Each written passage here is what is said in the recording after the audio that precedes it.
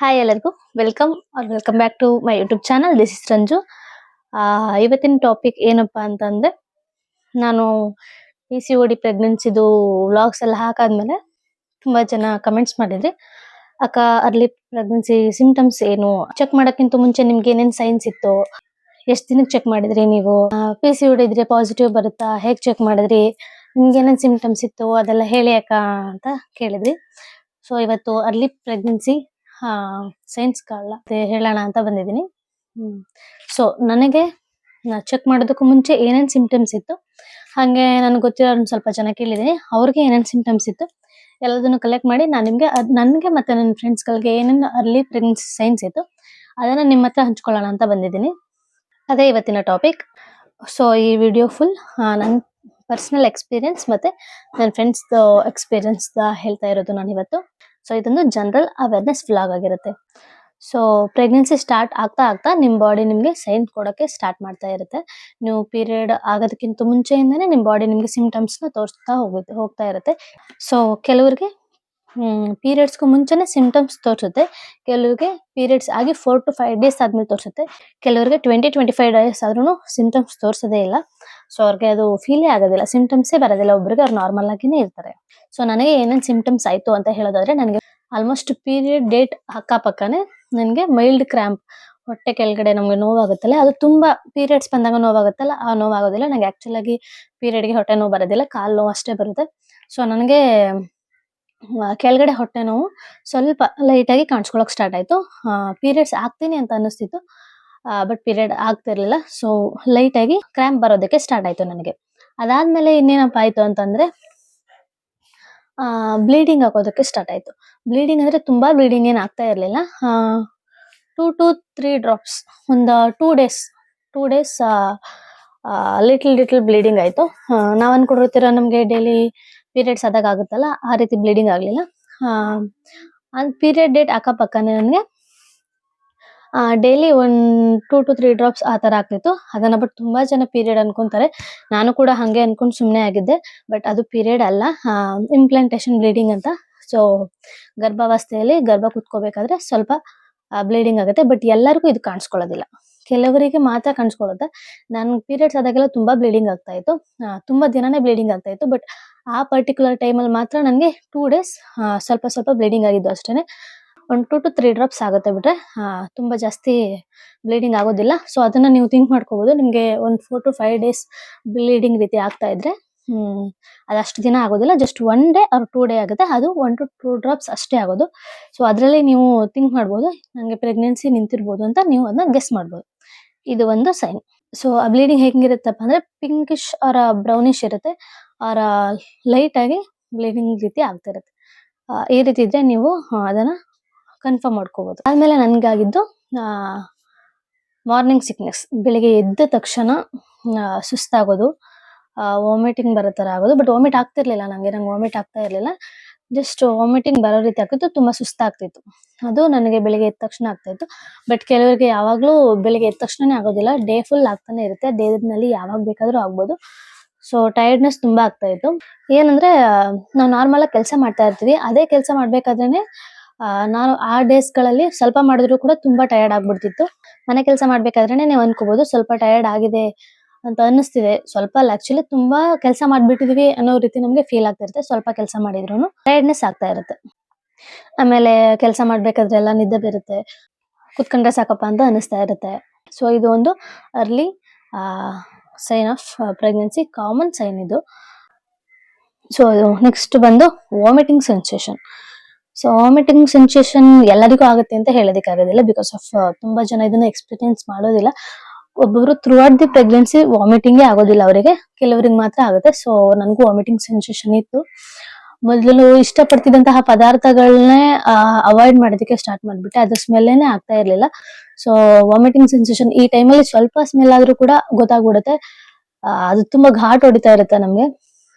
ಆ ಟೈಮಲ್ಲಿ ಕಾಫಿ, ಒಗ್ಗರಣೆ, ಈ ಸ್ಮೆಲ್ ಎಲ್ಲ ಆಗ್ಬರೋದೇ ಇಲ್ಲ. ಸೊ ಸ್ಮೆಲ್ ಅವಾಯ್ಡ್ ಮಾಡ್ಬೇಕು ಅಂತ ಅನಿಸ್ತಿರುತ್ತೆ.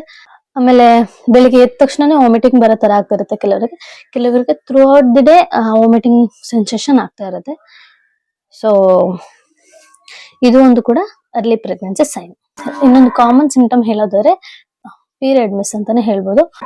ರೆಗ್ಯುಲರ್ ಆಗಿ ಪೀರಿಯಡ್ ಆಗೋರಿಗೆ ಪೀರಿಯಡ್ ಮಿಸ್ ಆದ 3 to 4 days 5 daysಗೆನೆ ಚೆಕ್ ಮಾಡಿದ್ರೆ ಗೊತ್ತಾಗ್ಬಿಡುತ್ತೆ. ಸೊ ಪೀರಿಯಡ್ ಮಿಸ್ ಆದ ಒಂದು 4-5 ಡೇಸ್ಗೆಲ್ಲ ನೀವು ಚೆಕ್ ಮಾಡ್ಬೋದು. ಬಟ್ ಎಲ್ಲರಿಗೂ ಪೀರಿಯಡ್ ಮಿಸ್ ಒಂದು ಪ್ರೆಗ್ನೆನ್ಸಿ ಸೈನ್ ಅಂತ ಹೇಳೋದಕ್ಕಾಗಲ್ಲ. ಯಾಕಂತಂದ್ರೆ ಕೆಲವರಿಗೆ ಅದೇ ಹಾರ್ಮೋನಲ್ ಚೇಂಜಸ್ ಇರುತ್ತೆ. ಸ್ಟ್ರೆಸ್ ಇದ್ರೆ ಆ ಮಂತ್ ಆಗೋದಿಲ್ಲ, ತುಂಬಾ ಸ್ಟ್ರೆಸ್ ತಗೊಂಡ್ರೆ. ಆಮೇಲೆ ಹಾರ್ಮೋನಲ್ ಬ್ಯಾಲೆನ್ಸ್ ಆಗಿರುತ್ತೆ, ಹೊರಗಡೆ ಫುಡ್ ಏನಾದ್ರೂ ತಿಂದಿದ್ರೆ ತುಂಬಾ ರೀಸನ್ಸ್ ಇಂದ ಪೀರಿಯಡ್ ಮಿಸ್ ಆಗ್ಬೋದು. ಬಟ್ ರೆಗ್ಯುಲರ್ ಪೀರಿಯಡ್ ಆಗ್ತಾ ಇರೋರಿಗೆ ಅದು ಒಂದು ಚಾನ್ಸಸ್ ಇದೆ, ಅರ್ಲಿ ಪ್ರೆಗ್ನೆನ್ಸಿ ಸೈನ್. ಅದು ಪೀರಿಯಡ್ ಮಿಸ್ ಆದ್ರೆ ನೀವು ಅದನ್ನ ಕನ್ಸಿಡರ್ ಮಾಡ್ಬೋದು, ಇದೊಂದು ಅರ್ಲಿ ಪ್ರೆಗ್ನೆನ್ಸಿ ಸೈನ್ ಅಂತ. ಇಷ್ಟೆಲ್ಲ ಇದ್ರೆ ನೆಕ್ಸ್ಟ್ ಬಂದು ಬ್ರೆಸ್ಟ್ ಟೆಂಡರ್ನೆಸ್, ಅಂದ್ರೆ ಸ್ವಲ್ಪ ಚೆಸ್ಟ್ ಪೇನ್ ಆಗ್ತಾ ಇರುತ್ತೆ, ಲಿಟಲ್ ನೋವು ಆಗ್ತಾ ಇರುತ್ತೆ, ಒಂದೊಂದ್ಸಲಿ ಹಿಚ್ಚಿಂಗ್ ಕೂಡ ಆಗ್ತಾ ಇರುತ್ತೆ. ಅಲ್ಲಿ ಸ್ವಲ್ಪ ಪೇನ್ ಆಗ್ತಾ ಇರುತ್ತೆ ಚೆಸ್ಟ್ ಅಲ್ಲಿ.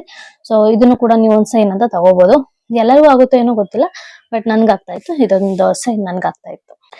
ಸೊ ದೆನ್ ಈ ಟೈಮಲ್ಲಿ ಸ್ಮೆಲ್ ಸೆನ್ಸಿಟಿವಿಟಿ ತುಂಬಾ ಇರುತ್ತೆ. ಫುಡ್ ಸ್ಮೆಲ್ಗಳಾಗಿರ್ಬೋದು ಅಥವಾ ಒಗ್ಗರಣೆ ಸ್ಮೆಲ್ ಆಗಿರ್ಬೋದು, ಕಾಫಿ, ಬೆಳ್ಳುಳ್ಳಿ ಇದೆಲ್ಲ ಅವಾಯ್ಡ್ ಮಾಡ್ತಾ ಇರ್ತೀವಿ, ಆಗ್ತಾನೆ ಇರಲ್ಲ. ಸೊ ಇಷ್ಟು ದಿನ ನಮ್ಗೆ ಯಾವ ಸ್ಮೆಲ್ ಸೆನ್ಸಿಟಿವಿಟಿನೂ ಇರಲ್ಲ. ಅದು ಅಲ್ಲದೆ ನಮ್ಗೇನು ಅನ್ನಿಸ್ತಾ ಇರಲ್ಲ, ಸ್ಮೆಲ್ ಎಲ್ಲ ನಾರ್ಮಲ್ ಆಗ್ಬಿಟ್ಟಿರುತ್ತೆ. ಬಟ್ ಆ ಟೈಮಲ್ಲಿ ನಮ್ಗೆ ಅವಾಯ್ಡ್ ಆಗೋಕ್ ಸ್ಟಾರ್ಟ್ ಆಗುತ್ತೆ, ಇಷ್ಟ ಆಗೋದಿಲ್ಲ, ಸ್ಮೆಲ್ಲೇ ಆಗೋದಿಲ್ಲ ಕಣಪ್ಪ ಅನ್ನೋ ಫೀಲ್ ಬರುತ್ತೆ. ಸೊ ಇದು ಒಂದು ಕೂಡ pregnancy sign. And mood swings ನ ಹೇಳ್ಬೇಕು ಅಂತಂದ್ರೆ ಇವಾಗ ಒಂದ್ ವಿಚಾರಕ್ಕೆ ಖುಷಿ ಪಟ್ಟಿರ್ತೀವಿ, ಬಟ್ ಅಟ್ ದಿ ಸಿಚುವೇಶನ್, ಅದೇ ಸಿಚುವೇಶನ್ ಅಲ್ಲಿ ಕೋಪ ಬರುತ್ತೆ, ಅಳು ಬರುತ್ತೆ, ಒಂದ್ ಚಿಕ್ಕ ವಿಷಯಕ್ಕೂ ಅಳೋದಕ್ಕೆ ಸ್ಟಾರ್ಟ್ ಮಾಡ್ಬಿಡ್ತೀವಿ. ಬಟ್ ನಾವ್ ಅಷ್ಟು ವೀಕ್ ಇರೋದಿಲ್ಲ. ಬಟ್ ಆ ಟೈಮಲ್ಲಿ ಏನಾದ್ರು ಒಂದ್ ಬೈದ್ ಬಿಟ್ರು, ಇಲ್ಲ ಒಂದ್ ಚಿಕ್ಕ ಇದೇನಾದ್ರು ಅಂದ್ರೂ ಸಹಿಸ್ಕೊಳ್ಳೋಕಾಗೋದಿಲ್ಲ, ಅಳು ತರ ಬಂದ್ಬಿಡುತ್ತೆ. ಒಂದ್ ಚಿಕ್ಕ ವಿಷಯಕ್ಕೂ ಹ್ಯಾಪಿ ಆಗಿರ್ತೀವಿ. ಮೂಡ್ ಸ್ವಿಂಗ್ಸ್ ಆ ಟೈಮಲ್ಲಿ ತುಂಬಾ ಇರುತ್ತೆ. ಒಂದ್ ರೀತಿ ಇದ್ದ ಪರ್ಸನ್ ಮತ್ತೆ ಅದೇ ರೀತಿ ಇರೋದಿಲ್ಲ, ಒಂದ್ 5 ನಿಮಿಷಕ್ಕೆ ಅವ್ರ ಮೂಡ್ ಚೇಂಜ್ ಆಗ್ಬಿಟ್ಟಿರುತ್ತೆ. ಸೊ ಮೂಡ್ ಸ್ವಿಂಗ್ಸ್ ತುಂಬಾ ಇರುತ್ತೆ ಆ ಟೈಮಲ್ಲಿ. ಸೊ ಅವಾಗ್ಲೇ ಹೇಳ್ದಂಗೆ ಕ್ರಾಂಪ್ಸ್, ಅದೇ ನನಗೆ ಕೆಲವೊಟ್ಟೆ ನೋವು ಬಂದಿತ್ತು. ಅದು ತುಂಬಾ ಜಾಸ್ತಿ ಏನ್ ಬಂದಿರ್ಲಿಲ್ಲ, ಸ್ವಲ್ಪ ಪೀರಿಯಡ್ ಪೇನ್ ರೀತಿನೇ ಬರುತ್ತೆ, ಬಟ್ ಅದು ತುಂಬಾ ನೋವು ಬರೋದಿಲ್ಲ. ತುಂಬಾ ನೋವು ಬಂದ್ರೆ ದಯವಿಟ್ಟು ಡಾಕ್ಟರ್ನ ಕನ್ಸಲ್ಟ್ ಮಾಡಿ. ನಾರ್ಮಲ್ ಪೇನ್ ಇಂದಾನು ಸ್ವಲ್ಪ ಕಡಿಮೆ ಪೇನೇ ಬರುತ್ತೆ, ಬಟ್ ಹೊಟ್ಟೆ ನೋವ್ತಾ ಇದೆ ಅನ್ನೋ ಫೀಲ್ ನಮ್ಗೆ ಆಗುತ್ತೆ. ಕೆಲವೊಟ್ಟೆ ನೋವು ಬಂದಿತ್ತು ನನಗೆ. ಅಂಡ್ ಇನ್ನೊಂದು ಹೇಳ್ಬೇಕು ಅಂತಂದ್ರೆ ಫ್ರೀಕ್ವೆಂಟ್ ಯೂರಿನೇಷನ್, ಅಂದ್ರೆ ನಾವು ಪದೇ ಪದೇ ವಾಶ್ರೂಮ್ಗೆ ಹೋಗ್ಬೇಕು ಅಂತ ಅನ್ಸೋದು. ನಾವು ನಾರ್ಮಲ್ ಆಗಿ ಆತರ ಹೋಗ್ತಾ ಇರಲ್ಲ, ಬಟ್ ಆ ಟೈಮಲ್ಲಿ ನಮ್ಗೆ ಹಾರ್ಮೋನಲ್ ಚೇಂಜಸ್ ಎಲ್ಲ ಆಗ್ತಾ ಇರೋದ್ರಿಂದ ಪದೇ ಪದೇ ಯೂರಿನೇಷನ್ ಮಾಡ್ಬೇಕು ಅಂತ ಅನಿಸ್ತಿರುತ್ತೆ. ಸೊ ಪದೇ ಪದೇ ವಾಶ್ರೂಮ್ಗೆಲ್ಲ ಎದ್ದೋಗ್ತಾ ಇರ್ತೀವಿ, ನೈಟ್ ಎಲ್ಲ ಎದ್ದೋಗ್ತಾ ಇರ್ತೀವಿ. ಬೆಳಿಗ್ಗೆಯಿಂದ ಸಂಜೆ ತನಕನೂ ಪದೇ ಪದೇ ಹೋಗ್ಬೇಕು ಅಂತ ಅನ್ಸುತ್ತೆ. ನಾವು ನಾರ್ಮಲ್ ಆಗಿ ಹೋಗೋದಕ್ಕಿಂತ ಸ್ವಲ್ಪ ಜಾಸ್ತಿ ಟೈಮ್ ಯೂರಿನೇಷನ್ ಮಾಡ್ತಾ ಇರ್ತೀವಿ. ಸೊ ಇದು ಒಂದು ಅರ್ಲಿ ಪ್ರೆಗ್ನೆನ್ಸಿ ಸೈನ್ ಅಂತ ನೀವು ಕನ್ಸಿಡರ್ ಮಾಡ್ಬೋದು. ನೆಕ್ಸ್ಟ್ ಬಂದು ಫುಡ್ ಕ್ರೇವಿಂಗ್ಸ್ ಆಗ್ತಾ ಇರುತ್ತೆ. ಆ ಟೈಮಲ್ಲಿ ಹುಳಿ, ಸ್ವೀಟ್, ಖಾರ ಎಲ್ಲಾನು ತಿನ್ಬೇಕು ಅಂತ ಫೀಲ್ ಆಗುತ್ತೆ. ನಾರ್ಮಲ್ ಟೈಮ್ ಅನ್ಸೋದಕ್ಕಿಂತ ಈ ಟೈಮಲ್ಲಿ ಸ್ವಲ್ಪ ಜಾಸ್ತಿ ಅನ್ನಿಸ್ತಾ ಇರುತ್ತೆ. ಸೊ ಫುಡ್ ಕ್ರೇವಿಂಗ್ಸ್ ಕೂಡ ಒಂದು ಸಿಂಪ್ಟಮ್ಸ್ ಅಂತಾನೆ ಹೇಳ್ಬೋದು. ಅಂಡ್ ಈ ಟೈಮಲ್ಲಿ ನಾವು ತುಂಬಾ ಇಷ್ಟಪಡ್ತಿರುವಂತ ಫೇವ್ರೆಟ್ ಫುಡ್ಗಳು ಇಷ್ಟನೇ ಆಗೋದಿಲ್ಲ. ಆಕ್ಚುಲಿ ನಂಗೆ ಮೊಟ್ಟೆ ಅಂದ್ರೆ ತುಂಬಾ ಇಷ್ಟ ಆಯ್ತು, ಬಟ್ ಆ ಟೈಮ್ ಬರ್ತಾ ದೋಸೆ, ಇಡ್ಲಿ ಅವೆಲ್ಲ ನಂಗೆ ಫೇವ್ರೆಟ್ ಫುಡ್ಗಳು. ಬಟ್ ಆ ಟೈಮಲ್ಲಿ ನನ್ಗೆ ತಿಂದ್ರೆ ವಾಮಿಟ್ ಸೆನ್ಸೇಷನ್ ರೀತಿ ಆಗ್ತಾ ಇತ್ತು. ನಾನು ಇಷ್ಟಪಡೋ ತಿಂಡಿಗಳೆಲ್ಲ ಅವಾಯ್ಡ್ ಮಾಡ್ತಾನೆ ಬಂದೆ. ಬಟ್ ನಂಗೆ ಗೊತ್ತಿರ್ಲಿಲ್ಲ ಅಷ್ಟೇ ಪ್ರೆಗ್ನೆಂಟ್ ಅಂತ, ಬಟ್ ನಂಗೆ ಈ ಸೈನ್ ಎಲ್ಲ ತೋರಿಸ್ತಾ ಇತ್ತು. ಸೊ ಇವಾಗ ಫೈನಲ್ ಆಗಿ ಪ್ರೆಗ್ನೆನ್ಸಿ ಟೆಸ್ಟ್ ಯಾವಾಗ ತಗೋಬೇಕು ಅಂತ ಹೇಳೋದಾದ್ರೆ, ರೆಗ್ಯುಲರ್ ಪೀರಿಯಡ್ಸ್ ಇರೋರಿಗೆ ನಿಮ್ ಪೀರಿಯಡ್ ಮಿಸ್ ಆದ 3 to 5 days ಆದ್ಮೇಲೆ ತಗೊಳ್ಳಿ.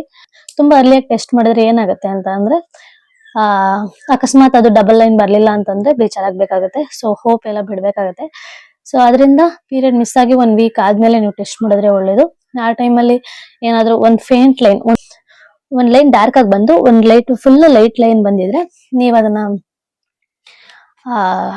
ಮತ್ತೆ ಇನ್ನೊಂದ್ ವಾರ ಬಿಟ್ಟು ಟೆಸ್ಟ್ ಮಾಡ್ಬೋದು. ಬಟ್ ಅವಾಗ ಡೆಫಿನೆಟ್ಲಿ ಲೈಟ್ ಲೈನ್ ಬಂದಿದ್ರೆ ಅದು 1 ವಾರ ಅಥವಾ 10 days ಬಿಟ್ಟು ಚೆಕ್ ಮಾಡಿದ್ರೆ ಡಾರ್ಕ್ ಲೈನ್ ಬಂದೇ ಬರುತ್ತೆ. ಲೈಟ್ ಲೈನ್ ಇದ್ರೂ ಕೂಡ ಪ್ರೆಗ್ನೆನ್ಸಿ ಹಾರ್ಮೋನ್ ಅದು ಡಿಟೆಕ್ಟ್ ಮಾಡಿದೆ ಅಂತಾನೆ ಅರ್ಥ. ಸೊ ಲೈಟ್ ಲೈನ್ ಬಂದಿದ್ರು ಕೂಡ ಇನ್ನೊಂದ್ ವೀಕ್ ಬಿಟ್ಟು ನೀವು ಚೆಕ್ ಮಾಡ್ಬೋದು. ಸೊ ನಿಮ್ಗೆ ಅಕ್ಯುರೇಟ್ ಆಗಿ ರಿಸಲ್ಟ್ ಬೇಕು ಅಂದ್ರೆ ನೀವು ಮಾರ್ನಿಂಗ್ ಟೆಸ್ಟ್ ಮಾಡ್ಬೋದು, ಬಟ್ ಇನ್ಸ್ಟೆಂಟ್ ಆಗಿನೂ ನೀವು ಟೆಸ್ಟ್ ಮಾಡ್ಬೋದು. ಅದು ಕೂಡ ಅಕಸ್ಮಾತ್ ಪ್ರೆಗ್ನೆನ್ಸಿ ಆಗಿದ್ರೆ ಪ್ರೆಗ್ನೆನ್ಸಿ ಅಂತಾನೆ ತೋರಿಸುತ್ತೆ, ನೆಗೆಟಿವ್ ತೋರ್ಸೋದಿಲ್ಲ. ಬಟ್ ಅಕ್ಯುರೇಟ್ ಆಗಿ ತಿಳ್ಕೊಬೇಕು ಅಂತಂದ್ರೆ ನೀವು ಬೆಳಿಗ್ಗೆ ಎದ್ದ ತಕ್ಷಣನೇ ಚೆಕ್ ಮಾಡಿದ್ರೆ ಒಳ್ಳೇದು. ಅದೇ ಬೆಳಿಗ್ಗೆ ಎದ್ದ ತಕ್ಷಣ ನೀರ್ನು ಕುಡಿದೆ ಯೂರಿನೇಷನ್ ಹೋಗಿ ಚೆಕ್ ಮಾಡಿದ್ರೆ ನಿಮ್ಗೆ ಅಕ್ಯುರೇಟ್ ರಿಸಲ್ಟ್ ಬರುತ್ತೆ. ಸೊ ಈ ಟೈಮಲ್ಲಿ ನಾನು ಟಿಪ್ಸ್ ಹೇಳ್ಬೇಕು ಅಂತಂದ್ರೆ, ನನಗೆ PCOD ಇದ್ದಿದ್ರಿಂದ ನಾನು ತುಂಬಾನೇ ನಾನು ಪ್ರೆಗ್ನೆನ್ಸಿ ಬಗ್ಗೆ ಯೋಚನೆ ಎಲ್ಲ ಮಾಡಿದೆ. ತುಂಬಾ ಟ್ರಾವೆಲ್ ಮಾಡ್ಬಿಟ್ಟೆ. ನಾವು ಮಹದೇಶ್ವರ ಬೆಟ್ಟ ಅಲ್ಲೆಲ್ಲ ಟೂ ವೀಲರ್ ಅಲ್ಲೇ ಹೋಗಿ ಬಂದಿದ್ದು ಉಂಟು. ಅದು ಅಲ್ಲದೆ ಫಿಶಿಂಗ್ ಅದು ಇದು ಫಿಶ್ ಹೀಟ್ ಪದಾರ್ಥನೆಲ್ಲ ತಿಂದಿದ್ದು ಕೂಡ ಉಂಟು. ಬಟ್ ನನಗೆ ಅದೇನು ಎಫೆಕ್ಟ್ ತೋರಿಸ್ಲಿಲ್ಲ. ಸೊ ಎಲ್ಲರಿಗೂ ಹಂಗೆ ಆಗುತ್ತೆ ಅಂತ ಹೇಳೋದಕ್ಕೆ ಆಗೋದಿಲ್ಲ. ನೀವು ರೆಗ್ಯುಲರ್ ಪೀರಿಯಡ್ಸ್ ಇದ್ರೆ ಪ್ರೆಗ್ನೆನ್ಸಿ ಟ್ರೈ ಮಾಡ್ತಿದ್ರೆ ಆದಷ್ಟು ಲಾಂಗ್ ಜರ್ನಿ ಟೂ ವೀಲರ್ ಅಲ್ಲಿ ಅವಾಯ್ಡ್ ಮಾಡಿ. ಟೂ ವೀಲರ್ ಅಲ್ಲಿ, ಬಿಕಾಸ್ ಆಫ್ ಎಲ್ಲರಿಗೂ ಅದು ಇದಾಗೋದಿಲ್ಲ. ಕೆಲವರಿಗೆ ಅದು ಮಿಸ್ಕ್ಯಾರೇಜ್ ಆಗೋ ಚಾನ್ಸಸ್ ಕೂಡ ಇರುತ್ತೆ. ಸೊ ಪ್ಲೀಸ್ ತುಂಬಾ ಲಾಂಗ್ ಡ್ರೈವ್, ಒಂದು 100 ಕಿಲೋಮೀಟರ್ಸ್ ಆ ರೀತಿ ಎಲ್ಲರೂ ಟೂರಿಸ್ಟ್ ಪ್ಲೇಸ್ ಎಲ್ಲರೂ ಹೋಗ್ಬೇಕು, ದಯವಿಟ್ಟು ಕಾರಲ್ಲಿ ಹೋಗಿ. ಬೈಕ್ ಪ್ರಿಫರ್ ಮಾಡೋದಿಲ್ಲ ನಾನು. ಬಟ್ ನಾನು ಅದೊಂದು ಮಿಸ್ಟೇಕ್ ಮಾಡಿದ್ದೆ. ನಾನು ಲಾಂಗ್ ಡ್ರೈವ್ ಎಲ್ಲ ಹೋಗಿದ್ದೆ ಬೈಕಲ್ಲಿ. ಸೊ ನೀವು ಆದಷ್ಟು ಕಾರಲ್ಲಿ ಟ್ರಾವೆಲ್ ಮಾಡೋದಕ್ಕೆ ಟ್ರೈ ಮಾಡಿ. ಅದಲ್ಲದೆ ಓವರ್ ಥಿಂಕ್ ಮಾಡಬೇಡಿ. ನಾನು ಪ್ರೆಗ್ನೆಂಟ್ ಆಗಬೇಕು, ಈ ಸರಿ ಪೀರಿಯಡ್ ಮಿಸ್ ಆಗಿದೆ, ನಿಂತಿದೆಯೋ ಇಲ್ವೋ, ಪ್ರೆಗ್ನೆನ್ಸಿಗೆ ತುಂಬಾ ದಿನದಿಂದ ಟ್ರೈ ಮಾಡ್ತಾ ಇದ್ದೀನಿ ಬಟ್ ಆಗ್ತಿಲ್ಲ, ಈ ತಿಂಗಳು ಏನಾಗುತ್ತೋ ಅಂತ ತಲೆಗೆ ತುಂಬಾ ಸ್ಟ್ರೆಸ್ ಕೊಡಬೇಡಿ. ಓವರ್ ಥಿಂಕ್ ಮಾಡೋದ್ರಿಂದ ಅದು ಕೂಡ ನಮ್ಮ ಬಾಡಿ ಮೇಲೆ ಪರಿಣಾಮ ಬೀರುತ್ತೆ. ಹಾಗೆ ಸ್ಟ್ರೆಸ್ ತಗೋಬೇಡಿ. ಸ್ಟ್ರೆಸ್ ಕೂಡ ಪೀರಿಯಡ್ಸ್ ಮಿಸ್ ಆಗೋದಕ್ಕೆ, ನಮ್ಮ ಹಾರ್ಮೋನಲ್ ಚೇಂಜಸ್ ಎಲ್ಲ ಆಗೋದಕ್ಕೆ ತುಂಬಾ ದೊಡ್ಡ ಕಾರಣ ಆಗುತ್ತೆ. ಸೊ ಸ್ಟ್ರೆಸ್ ಎಲ್ಲ ಅವಾಯ್ಡ್ ಮಾಡಿ. ಹೇಳ್ದಂಗೆನೆ ಫುಡ್ ನಾವು ತಿನ್ನೋಂತ ಆಹಾರ ಹೇಳಿದೀನಿ ಅವಾಗ್ಲೇ. ಬಟ್ ತುಂಬಾ ಜನ ಕೇಳ್ತಿದ್ದೀರಾ, ಅಕ್ಕ ನಿಮ್ ಡಯಟ್ ಪ್ಲಾನ್ ಹೇಳಿ, 1 ವೀಕ್ ಡಯಟ್ ಪ್ಲಾನ್ ಹೇಳಿ. ಪ್ಲೀಸ್ ನೀವು ಮಾಡಿದಂತಹ ಡಯಟ್ ಹೇಳಿ. ಅದೆಲ್ಲ ಆಲ್ರೆಡಿ ಹಾಕಿದ್ರು. ಸೀಡ್ಸ್ ಎಷ್ಟು ತಿಂದ್ರಿ, ಹೇಗ್ ತಿಂದ್ರಿ, ಎಷ್ಟು ಪ್ರಮಾಣದಲ್ಲಿ ತಗೊಂಡ್ರಿ, ಯಾವ ಟೈಮಲ್ಲಿ ತಿಂದ್ರಿ,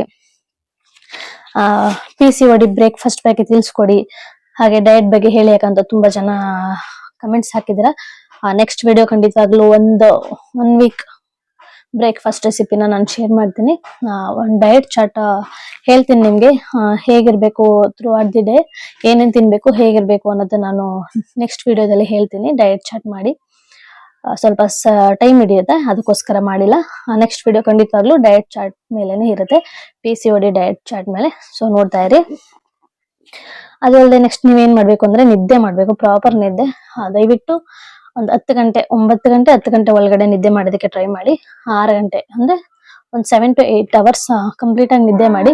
ತುಂಬಾ ಲೇಟ್ ಆಗಿ ನಿದ್ದೆ ಹೋಗೋದ್ರಿಂದನೂ ಕೂಡ ಹಾರ್ಮೋನಲ್ ಚೇಂಜಸ್ ಎಲ್ಲ ಆಗುತ್ತೆ. ಸೊ ತುಂಬಾ ಲೇಟ್ ಆಗಿ ನಿದ್ದೆ ಮಾಡೋದೆಲ್ಲ ಅಭ್ಯಾಸನೆಲ್ಲ ಬಿಟ್ಬಿಡಿ.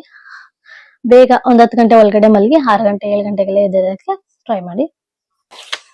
ಹೇಳ್ದಂಗೆ ಪೀರಿಯಡ್ಸ್ ಟೈಮ್ ಎಲ್ಲ ಸ್ಟಮಕ್ ಪೇನ್ ತುಂಬಾ ಆದ್ರೆ ದಯವಿಟ್ಟು ಡಾಕ್ಟರ್ನ ಕನ್ಸಲ್ಟ್ ಮಾಡಿ ತೋರಿಸ್ಕೊಳ್ಳಿ. ತುಂಬಾ ಪೇನ್ ಎಲ್ಲ ಆಗ್ತಿದ್ರೆ ದಯವಿಟ್ಟು ಡಾಕ್ಟರ್ನ ಕನ್ಸಲ್ಟ್ ಮಾಡಿ ತೋರಿಸ್ಕೊಳ್ಳಿ. ಸೊ ಇದೆಲ್ಲ ನಾನು ಇಷ್ಟು ಇವಾಗ ಹೇಳಿದ್ದು ಇದೆಲ್ಲ ಜನರಲ್ ಇನ್ಫಾರ್ಮೇಶನ್. ನಾನು ಹೇಳಿದ್ದು ಎಲ್ಲರಿಗೂ ಸೇಮ್ ಇರೋದಿಲ್ಲ, ಕೆಲವರಿಗೆ ಇರುತ್ತೆ, ಕೆಲವರಿಗೆ ಇರಲ್ಲ.